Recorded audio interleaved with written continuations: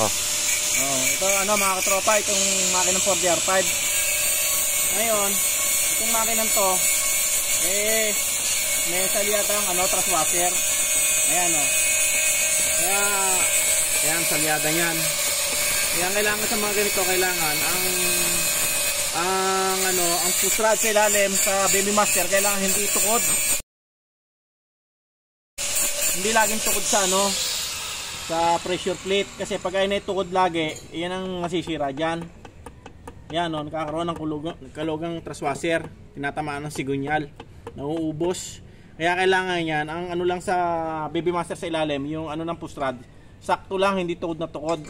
Kasi pag yan tukod na tukod, talagang truss washer ang naapektuhan diyan. Ayan nakakaroon ng kalog. Ayan malaki, sisira. Kaya masama rin sa laging nakatukod ng push rod sa ilalim. Hindi maganda yung tukod na tukod, nasisira, sigunyal, malaki, nagkakaroon ng clearance. Eto, at ating bubuksan pa mga nito, mga piston.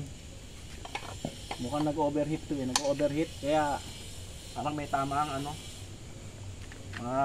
liner.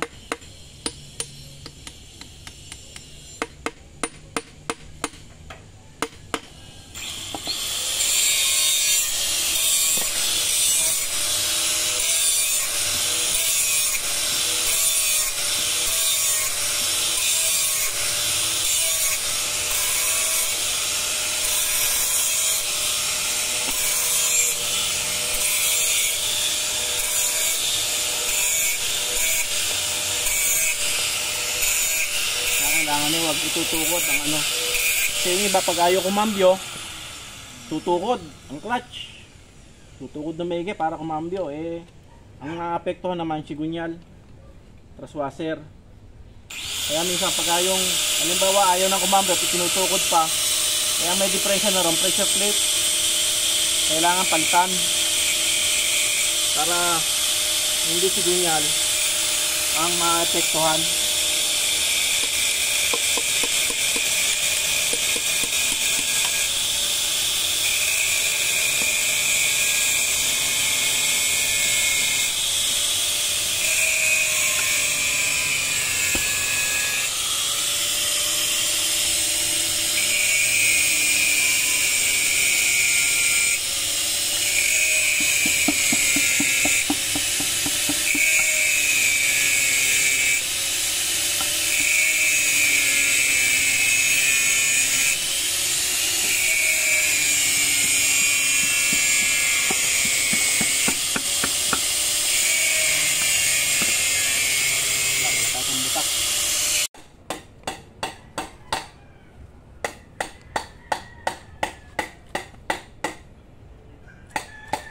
Kaya pa mga katropa, malalaman na natin kung anong sira ng 4DR5 at kung anong mga papalitan.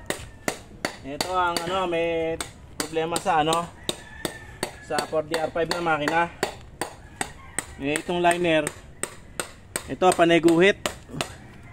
Ito malalalim itong 2-3 malalalim, maring nag-overheat, puro guhit na At isa pa, halos lahat puro guhit ng pinaka sleeve, alalim. Guusok ng brit, nagkakain ng langis. At isa pa, ang mga ring nito kalug na. Bagamat steel group, kalug yung piston ring sa group niya. Ayan kalog, ayan ang laki ng kalog.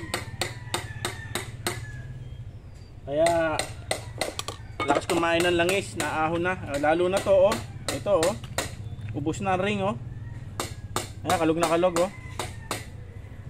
ayan tingnan ang laki laki ng siwang. Local lang nito, piston ring. Nako, local nga, naubos ang piston ring steel group naman ang piston, steel group ang ring local, naubos na. Kaya lakas kumain ng langis.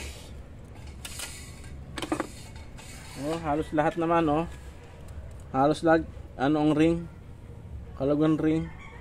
Malang kung ito magagawan pa ng paraan, Bahala na. Tanong natin kay tropa kung mababudgetan niya to. Kasi dito walang problema kahit na ito lang mapalitan na ng piston ring na oversize at maging bago, mawala ano na to, steel group naman. Yung problema itong ano pinaka liner niya, yun nga may tama. Ito talaga may tama oh. Ito lalim pa oh. Malalim dito ito. Ayan, ito kitang-kita guhit, ayan, tropa, ayan, ang lalim. Ayan, pinakamalala to, ito pa isa. Ayan o, kita guhit, ayan o. Kailangan makinis. Tulad nito, ito makinis. Ayan. May malaan sa tropa natin kung ito kaya niyang palitan ng liner. Kasi mas maganda to, palitan ng pinaka-liner, yung sleeve niya. Kasi diyan nag-aano yung pos na pagkain ng langis pagka may tamang liner. Tapos ang piston, mga kalugar ring, kaya yun ay malakas kumain ng langis. At usok ang breather. At lalo na pagka yung nag-overheat, yun ang pinakamanor sa mga 4DR pipe. Talagang pagka yung lagi nag-overheat, na-epektuhan yan, yung pinaka-sleeve niyan. Maliban doon, ano pa mga papalitan? Mga ano na yan, mga cone bearing, main bearing, papalitan na yan. Para sigurado lahat bago. Tsaka itong ano to, itong sleeve, para masigurado kasi ito pagka ito ito rin ang ginamit at may mga guhit na ganito, wala, useless din. Ang pressure nito hindi rin mabubuo kasi may mga guhit na lalabasan ng compressor. Kaya kailangan itong pinaka sleeve nito mapalitan. Kaya yun ang mas magandang paraan dito sa 4DR5 na makina to.